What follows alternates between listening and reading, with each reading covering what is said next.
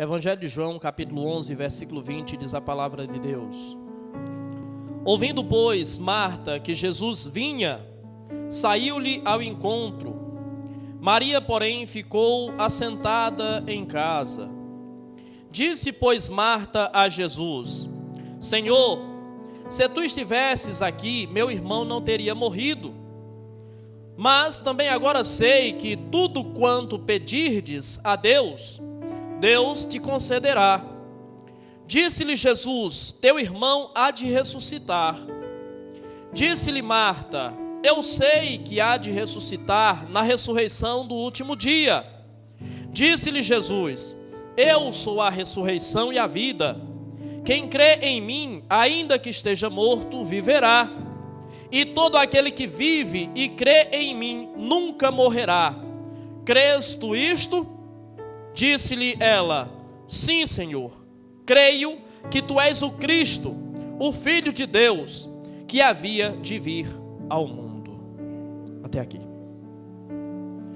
O capítulo 11 do Evangelho de João, ele é um capítulo que marca, ou que narra, uma história inédita na Bíblia Sagrada. É um capítulo ímpar e que nos narra um milagre, de fato, que nos chama a atenção. Nós sabemos que todo e qualquer milagre é um ato sobrenatural.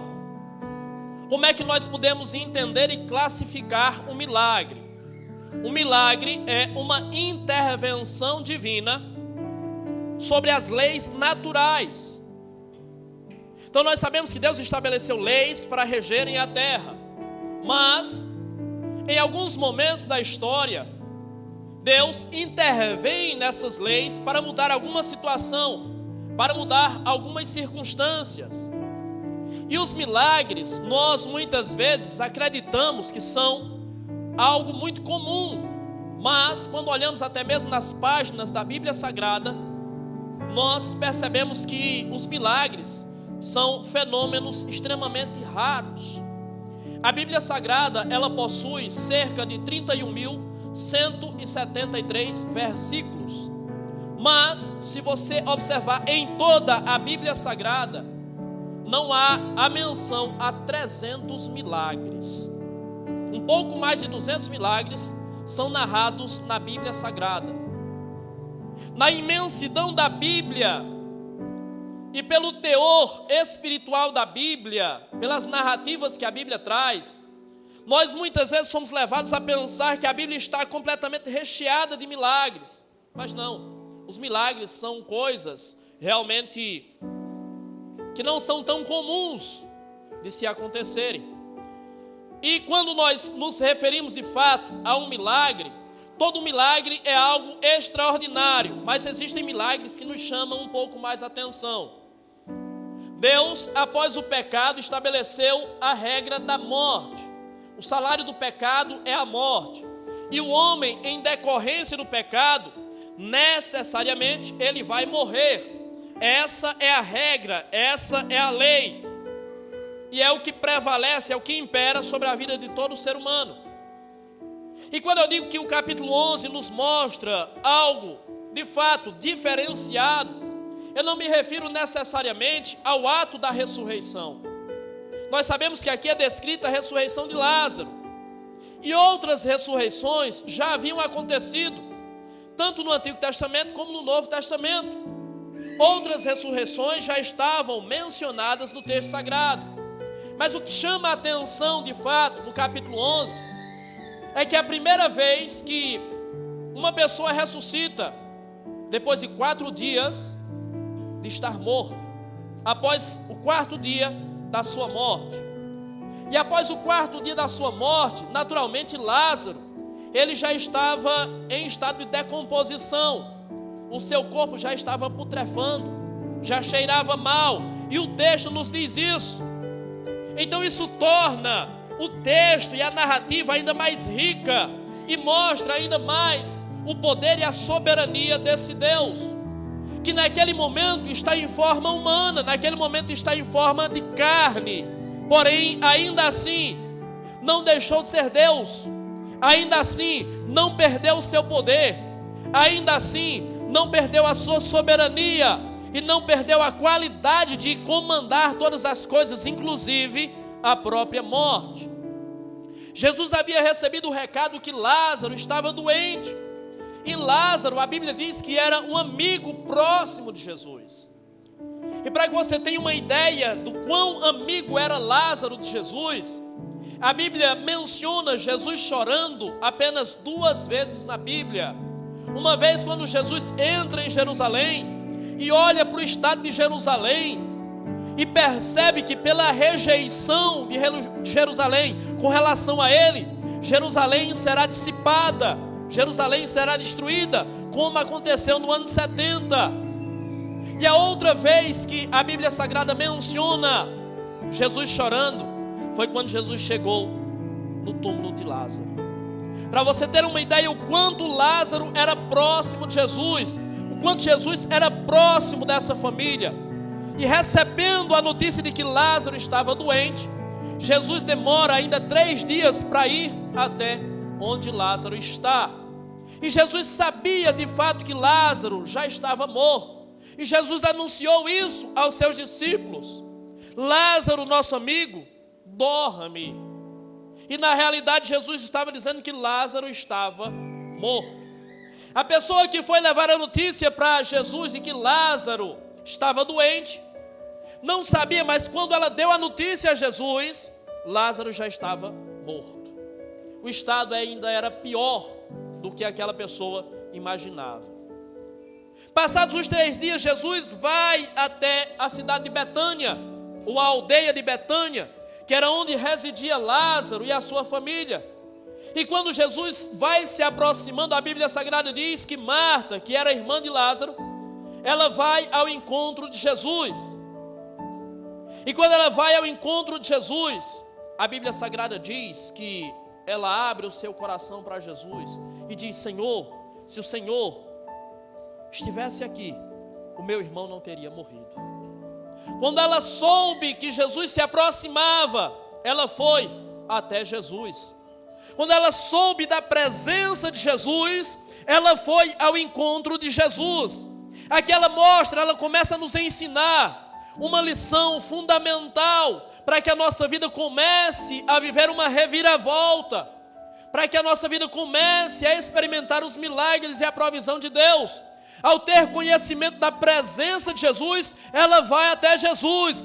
E eu preciso dizer para você que Jesus já é uma realidade nesse ambiente. Jesus já é uma realidade nesse lugar. E se Ele é uma realidade nesse lugar, se Ele já está falando com você, se Ele já está liberando a sua palavra, então vá ao encontro dEle. Você diz: pastor, mas eu já estou aqui. Pastor, mas eu já saí da minha casa, mas eu já me dirigi ao culto. Eu estou falando de algo muito maior do que isso. Eu não estou falando de você estar sentado em uma cadeira ouvindo uma mensagem. Eu estou falando de você sentir a sua presença, de você saber que Ele é real, e de você nesse momento se prostrar diante dEle em espírito e contar para Ele aquilo que te aflige, contar para Ele aquilo que te inquieta, contar para Ele aquilo que te dói, aquilo que te machuca.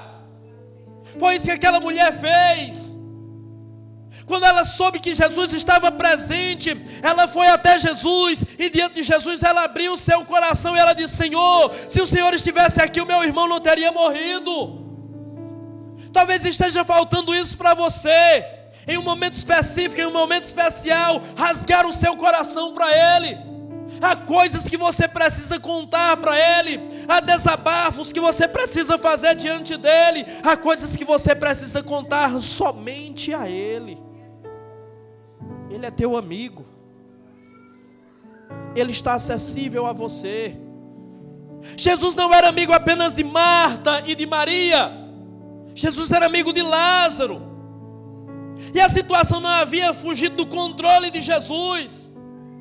E Marta, sendo amiga de Jesus e reconhecendo a amizade de Jesus, ela rasga o seu coração, diz: Senhor, eu confiei, Senhor, eu acreditei. Quando nós mandamos a mensagem para o Senhor, é porque nós críamos que o Senhor viria, nós críamos que o Senhor chegaria a tempo, nós críamos que o Senhor colocaria a sua mão, nós críamos que o Senhor liberaria uma palavra. e que o meu irmão seria curado. Nós acreditamos até a última hora, mas o tempo passou, o estado se agravou e o nosso irmão morreu e o Senhor não chegou. Às vezes nós estamos vivendo dessa forma, como essa mulher, acreditando que Jesus não chegou, acreditando que Jesus não compareceu, acreditando que Jesus deixou que as coisas desandassem, acreditando que Jesus deixou que as coisas chegassem no final. E há um motivo porque Ele deixa que as coisas tomem esse destino.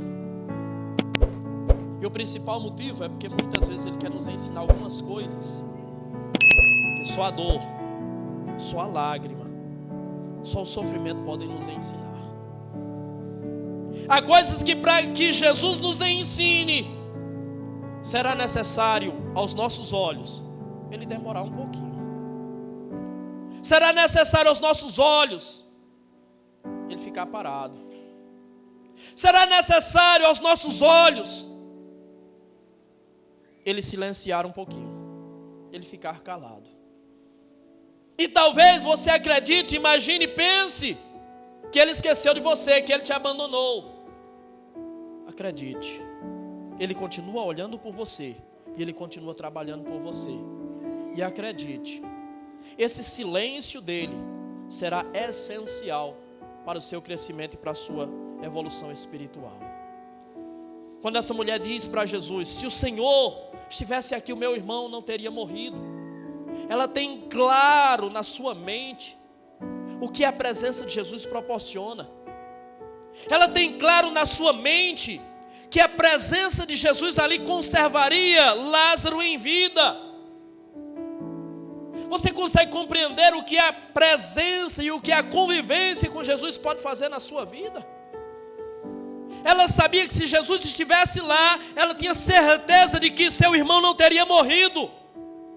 E a pergunta que eu faço para você é: se Jesus é uma realidade na sua vida, se Jesus é uma realidade na sua história, se Jesus é uma realidade na sua casa, você tem ideia do que é possível Jesus fazer? Do que Jesus pode conservar na sua vida? Aquela mulher tinha muito claro na sua mente. E nós muitas vezes, ainda que sejamos seus discípulos, ainda que declaremos que Ele é nosso Deus, que Ele é nosso Senhor, que Ele é o nosso ajudador, que Ele é o nosso socorro bem presente na hora da angústia, muitas vezes não temos a noção exata do que a sua presença pode fazer nas nossas vidas. E eu preciso dizer para você, que se você não tem ideia clara do que a presença dEle pode fazer na sua vida, é porque a presença dEle não está fazendo muita coisa na sua vida. E aí, aprofundando o raciocínio, talvez a presença dEle não seja a realidade que você imagina que é. Porque quando a presença dEle é real, tudo se move. Quando a presença dEle é real, todo quadro reverte-se. Quando a presença dEle é real, até a morte tem que respeitá-lo, até a morte tem que obedecê-lo. Então a presença dEle na sua vida marcará a sua vida de uma forma tão extraordinária que será impossível não perceber, será impossível não reconhecer. Então por que você não tem noção exata do que a sua presença pode fazer na sua vida? É porque de fato e de verdade talvez a sua presença não tenha sido realidade na sua vida. Eu preciso que você entenda isso. Eu preciso que você ouça isso. Eu preciso que essas palavras desçam ao seu coração, para que você tenha um diagnóstico de qual é a sua vida espiritual, de qual é o seu estado espiritual com Deus. A sua prática, a sua experiência, as suas ações e as suas reações diante das coisas, diante das circunstâncias, diante dos acontecimentos, revelam qual grau de inclinação você tem para Deus. E qual a porcentagem da presença dEle na sua vida? Talvez a presença dEle na sua vida esteja como uma luz que está ofuscada, fragilizada, quase apagando. Ela sabia perfeitamente que a presença de Jesus transforma absolutamente tudo. Ela sabia que aquele caso, aquela doença, era mortal. Ela sabia que aquele quadro seria irreversível para os homens. Por isso, ela mandou a mensagem a Jesus. Ela confiou, ela acreditou, porque ela sabia o que a presença de Jesus proporciona. Ela sabia o que a presença de Jesus realiza na vida do ser humano e o que ela tem realizado na sua vida. Isso revela qual a sua profundidade, qual o nível espiritual que você está. Algumas coisas que acontecem, especialmente na vida daqueles que creem, na vida daqueles que confiam, na vida daqueles que esperam em Deus, que são inexplicáveis aos nossos olhos. O que se espera é que quando nós cremos, quando nós confiamos, Ele vai sempre agir em nosso favor. Ele sempre vai nos atender. Ele sempre vai fazer a nossa vontade. Afinal de contas, eu estou próximo dEle. Afinal de contas, eu sou amigo dEle. Afinal de contas, eu sou íntimo dEle. Afinal de contas, eu crio nele, eu sirvo a Ele. Então, naturalmente, eu devo levar uma vida próspera, uma vida abençoada, uma vida sem problemas, uma vida sem dificuldades. E olhe para o caso de Marta. A amizade que ela tinha com Jesus, a fé que ela tinha em Jesus, a confiança que ela tinha em Jesus, não impediram que a dor chegasse, não impediram que a morte chegasse. Não é pelo fato de nós, muitas vezes, estarmos tão próximos dEle, que isso impedirá da provação chegar na nossa vida. A prova chega. E mais uma vez eu digo, a prova chega para nos promover um avivamento, para nos promover uma evolução espiritual. Há coisas que você só vai aprender com a dor. Há coisas que você só vai aprender com o silêncio de Deus. Há coisas que você não vai aprender se o poder de Deus se manifestar constantemente na sua vida.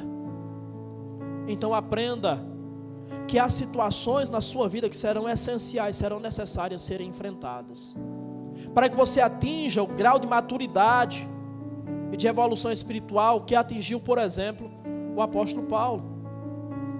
Quando você lê Filipenses 2, a Bíblia Sagrada nos diz, aliás 3:13, a Bíblia Sagrada nos diz: posso todas as coisas naquele que me fortalece. Só que no versículo 12 ele diz: eu sei estar bem, eu sei estar mal, eu sei estar próspero. Estou parafraseando o que ele diz. Eu sei viver em qualquer situação, em qualquer circunstância. O que é que ele está dizendo quando diz no versículo 13: posso todas as coisas naquele que me fortalece? Ele está dizendo que atingiu um grau de maturidade, que qualquer situação em que ele estiver vivendo, ele está bem com Deus. Ele consegue prevalecer contra aquela situação. Ele não se deixa abater, ele não se deixa vencer por aquela situação. E tudo isso se deu por causa das circunstâncias que ele passou, das adversidades que ele enfrentou, das lutas que ele teve que encarar, dos inimigos que ele teve que enfrentar e vencer. Então há coisas que somente as lágrimas vão nos ensinar, e essas lágrimas serão essenciais na nossa vida. Ela diz: Senhor, se o Senhor estivesse aqui, o meu irmão não teria morrido. Mas aquela mulher demonstra um grau de fé tão extraordinário que nós precisamos aprender com ela. Ela diz: porém, eu sei que tudo quanto pedires a Deus, Deus fará. O seu irmão estava morto há 4 dias. E ela disse: se o Senhor estivesse aqui, ele nem sequer teria morrido. A morte é algo natural e aos nossos olhos é algo irreversível. Mas eu sei, Senhor, que tudo que o Senhor pedir a Deus, Deus fará. O que é que ela estava dizendo? Ela cria tanto em Jesus, que ela acreditava e confessava naquele momento, que até mesmo o quadro de morte do seu irmão seria revertido. Aprenda a crer e aprenda a confiar até no impossível. Porque o impossível só é impossível aos seus olhos. Quando você fala de Deus, não há impossíveis. Como é que você vai colocar diante de Deus uma situação que é impossível? Para Ele não há nada impossível. Então ela reconhece diante de quem ela está. E nós muitas vezes precisamos reconhecer diante de quem nós estamos. Poucas coisas nos abalam. Poucas coisas nos roubam a fé. Poucas coisas nos roubam a esperança. Por poucas coisas nós blasfemamos, nós desconfiamos de Deus, nós nos desmotivamos, nós paramos. Essa mulher não, ela diz: eu sei que se o Senhor estivesse aqui, o meu irmão não teria morrido. O meu irmão está morto faz 4 dias, está cheirando mal, mas eu também sei, tudo o que o Senhor pedir a Deus, Deus fará. Ou seja, ela estava dizendo: se o Senhor quiser, o Senhor ressuscita meu irmão, e eu creio nisso. Que fé é essa que essa mulher tem? A fé que essa mulher tem nos mostra qual é o caminho do milagre, nos mostra porque algumas pessoas desfrutam de coisas extraordinárias e outras não. É pela capacidade de crer, é pela capacidade de confiar. E o contexto é um contexto de dor, é um contexto de sofrimento. Onde é que eles estão? Eles estão no cemitério, o contexto é de morte. Então você desconfia por coisas que são perfeitamente possíveis, muitas vezes até para você. E o contexto aqui é de morte. E naquele cemitério acontece um culto. E Deus muitas vezes vai nos chamar para cultuar no cemitério. Lugar de morte, lugar de dor, lugar de sofrimento. O culto aqui não é no templo. O culto aqui não é na praça. O culto aqui não é entre milagres e maravilhas, onde as pessoas estão adorando, celebrando e glorificando a Deus. O culto aqui é num cemitério, onde só há choro, onde só há tristeza. No lugar de dor, de choro e de tristeza, é lugar de cultuar a Deus. Porque no lugar que prevalece a morte, chega o Senhor da vida para mostrar que dele emana vida.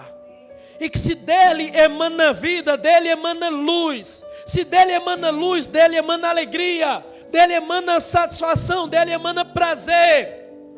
Dentro de pouco tempo Jesus mudaria o clima daquele ambiente. O ambiente de morte se tornaria um ambiente de vida. O ambiente de lágrimas se tornaria um ambiente de riso. O ambiente de dor se tornaria um ambiente de alegria e de prazer. Talvez seja esse o momento em que você deve encontrar-se realmente com Ele. Talvez seja esse o momento em que você precisa reconhecer que Ele já está atuando, que Ele já está trabalhando, que Ele já está revertendo o quadro, e que você não tem mais motivos para chorar, para sofrer e para angustiar. Você precisa começar a celebrar. Quando eles estão cultuando, eles ainda estão num contexto de dor, de morte, de sepultamento. Mas eles não vão sair daquele ambiente nesse mesmo clima. E só Deus conhece a sua vida, só Deus conhece a sua história, só Deus conhece o seu contexto de vida. E só Deus conhece o seu coração. Só Deus sabe como ele está. Só Deus sabe o que está ocorrendo dentro dele.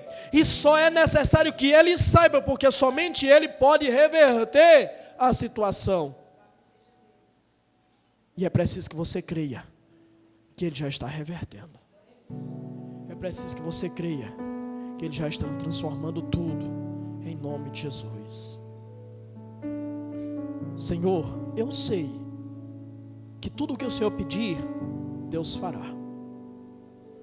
Eu sei que Deus vai te atender sobre qualquer coisa que o Senhor pedir. Jesus olha para aquela mulher e diz: o teu irmão há de ressuscitar. como é difícil crer numa palavra dessas. O teu irmão há de ressuscitar. E diante de uma palavra afirmativa de Jesus, ela preferiu crer, mesmo sem entender. Ela diz: Senhor, eu sei que Ele ressuscitará no último dia. Foi necessário que ela cresce, mesmo sem entender. E Deus está dizendo para você que será necessário muitas vezes você crer, ainda que você não entenda. Ainda que você não entenda o que você está passando, ainda que você não entenda o que Ele está fazendo, será necessário crer. Não somente creia. Não questione, não murmure, não pergunte, apenas creia. Creia sem entender. Não precisa você entender, precisa apenas você desfrutar daquilo que Ele está falando. Diante da palavra afirmativa dEle sobre a sua vida, simplesmente creia, não questione, não duvide da palavra que Ele está liberando sobre a sua vida. Jesus vai para aquele ambiente com o objetivo de ressuscitar Lázaro, mas Jesus não ressuscita apenas Lázaro. Jesus restaura também o coração de Marta. Às vezes Deus precisará ressuscitar algumas pessoas que têm todos os seus sinais vitais. Algumas pessoas que fisicamente estão vivendo e estão gozando de boa saúde, mas estão espiritualmente mortas, mas estão emocionalmente mortas, mas estão psicologicamente mortas. E muitas vezes são essas pessoas que Ele vai ressuscitar. Talvez Ele esteja falando com você. Talvez você esteja precisando desfrutar e experimentar essa ressurreição. Talvez Marta estivesse precisando mais de ressurreição do que Lázaro. Pastor, mas Lázaro era quem estava morto. Mas muito provavelmente Lázaro estava no paraíso. Muito provavelmente para Lázaro seria melhor ficar lá do que voltar. E Marta era que estava precisando do tratamento de Jesus, estava precisando do cuidado de Jesus. Então muitas vezes será necessário Ele ressuscitar quem ainda está vivo. Pessoas estão vivas, têm todos os seus sinais vitais funcionando, mas estão mortas emocionalmente, psicologicamente e espiritualmente. A Bíblia diz que Jesus, quando soube da situação de Lázaro, Jesus disse que aquela enfermidade seria para a glória de Deus.